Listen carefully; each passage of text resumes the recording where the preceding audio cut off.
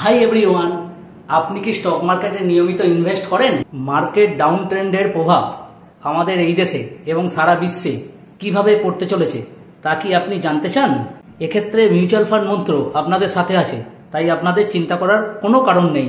এই ভিডিওর মাধ্যমে আমি আপনাদের দেখাবো মার্কেট ধসের কারণ কি এবং এই মার্কেট ধসের প্রভাবে ভারতীয় শেয়ার মার্কেটে এবং বিশ্ব বাজারে কি প্রভাব পড়তে চলেছে। ভিডিওটি অত্যন্ত গুরুত্বপূর্ণ, তাই ভিডিওটি কোথাও কোনো স্কিপ না করে পুরোটা দেখতে থাকুন। নমস্কার বন্ধুরা, আমি সৌমেন খান মিউচুয়াল ফান্ড মন্ত্র চ্যানেলের পক্ষ থেকে আপনাদের সবাইকে স্বাগত।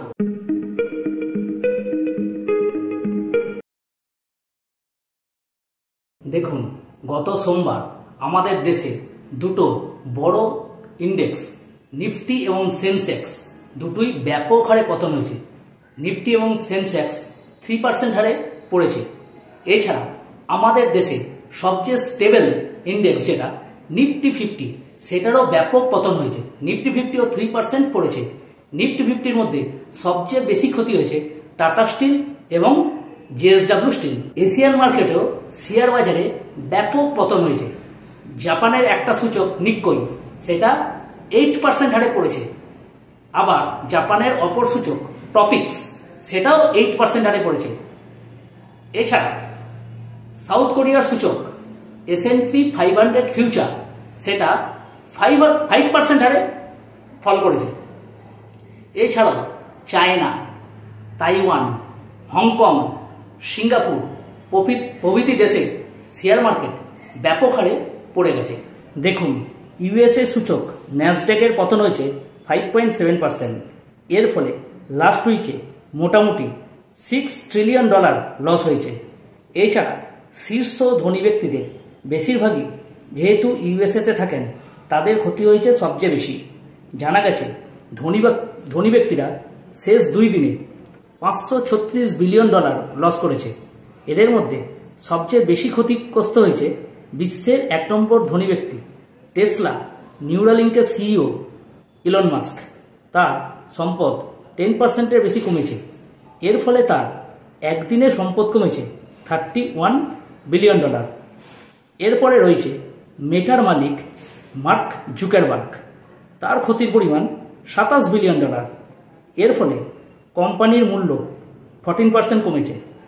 এরপরেই রয়েছে অ্যামাজনের প্রতিষ্ঠাতা জেফ বেজোস, তার সম্পদ কমেছে $15.9 বিলিয়ন। এছাড়া ইউরোপের ব্রড স্টকেক্স 600 কমেছে 5.3% এবং জার্মানির ড্যাক্স কমেছে 9.4%। এছাড়া চায়না এবং ইউএসের মধ্যে বাণিজ্যিক উত্তেজনার কারণে তেলের দাম 4% কমেছে। সুতরাং বুঝতেই পারছেন কি ভয়াবহ পরিস্থিতি বিশ্ববাজারে এবং সর্বোপরি ভারতের শেয়ার মার্কেটে। কিন্তু এখন প্রশ্ন হলো, কেন এমন পরিস্থিতি হলো? দেখুন, ইউএসএ প্রেসিডেন্ট ডোনাল্ড ট্রাম্প 180টি দেশের উপর যে শুল্ক নীতি নিয়েছে, তার জন্য ইউএসএ ও চায়নার মধ্যে যে ট্রেড ওয়ার বাড়িয়ে তুলবে তা নয়।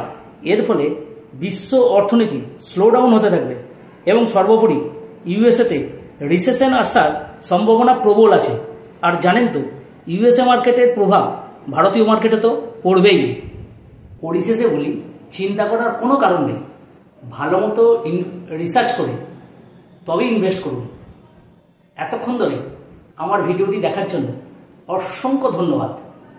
যদি কোথাও কোনো বুঝতে অসুবিধা হয় তাহলে অবশ্যই আমাকে নিচে কমেন্টসে লিখে জানান। আর যদি ভিডিওটি ভালো লাগে তাহলে অবশ্যই একটি লাইক এবং একটি সাবস্ক্রাইব করে দেবেন। আজ আর নয়, সুস্থ থাকবেন, ভালো থাকবেন। নমস্কার।